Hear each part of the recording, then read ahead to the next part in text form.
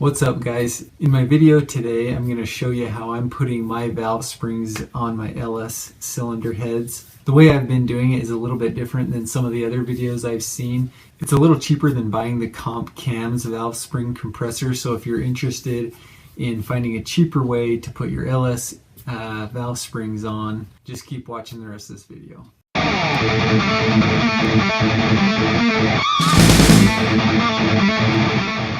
So far I got 7 of the springs on this one cylinder head, and I'm going to show you how I do it here. This is the valve spring compressor tool that I've been using, just right here.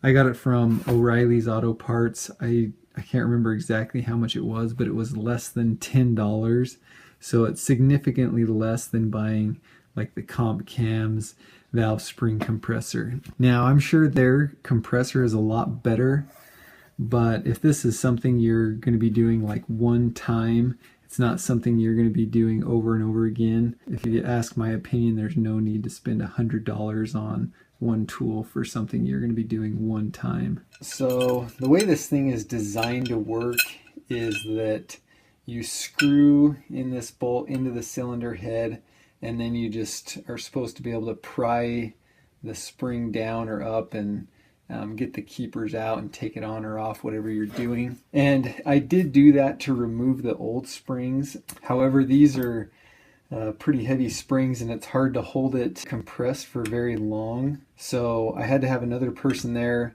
I would crank it down and they would put them in real quick. So that method didn't really work for putting these on, just because it was a little too difficult to hold that open far enough to really make it work. So I'm going to show you what I've been doing with it. The first thing you're going to need to do is stick something underneath the valve to hold it up, because if it goes down you're going to have to compress the spring even farther just to get the keepers on. So put something under there just to hold it up. And then you put your valve spring on. The retainer is on here. Make sure you have your keepers somewhere handy. This tool actually doesn't fit so well with this retainer, and so what we did is we got a washer here that fits pretty well over the top of that, but we just ground the edges off of the washer so that it would fit in here. So you're going to have it lined up like that to put this on.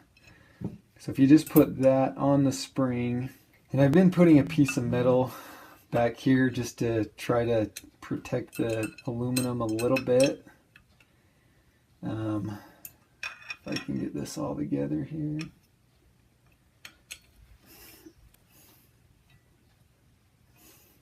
Alright, so here's a little bit closer shot of what I got going on. You can see that washer in there holding the retainer, and this bolt just goes into the rocker arm stud.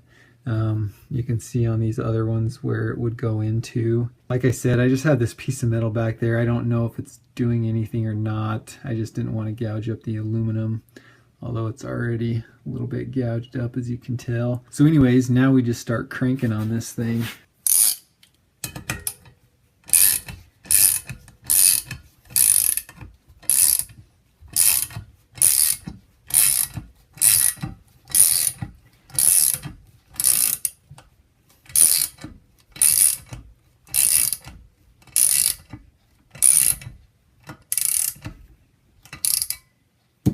So for the keepers, I have a little bit of grease on there to try and hold them in place.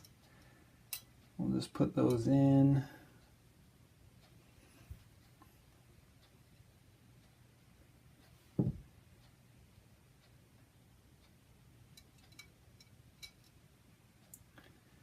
Once you have those on, then you can just loosen it up.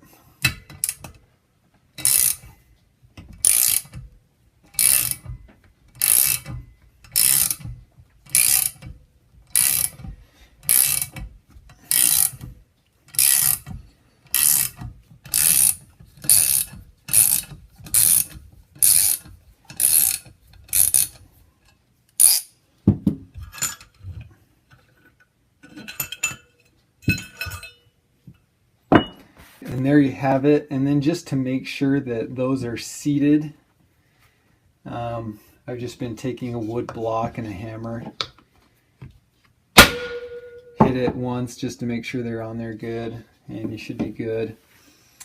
One thing to note, this bolt is actually just an old bolt that came from the rocker arms. I have some new bolts I'm going to be using, so I'm not worried about these ones. And this hole is a little bit big, so I just used a washer in there to hold it. But it works pretty good, fairly simple. So if you're looking to find a way to not buy the Comp Cam's $100 tool, this is a good alternative. Thanks for checking out my video. As always, remember to click my logo to subscribe and to like and share the video. Thanks.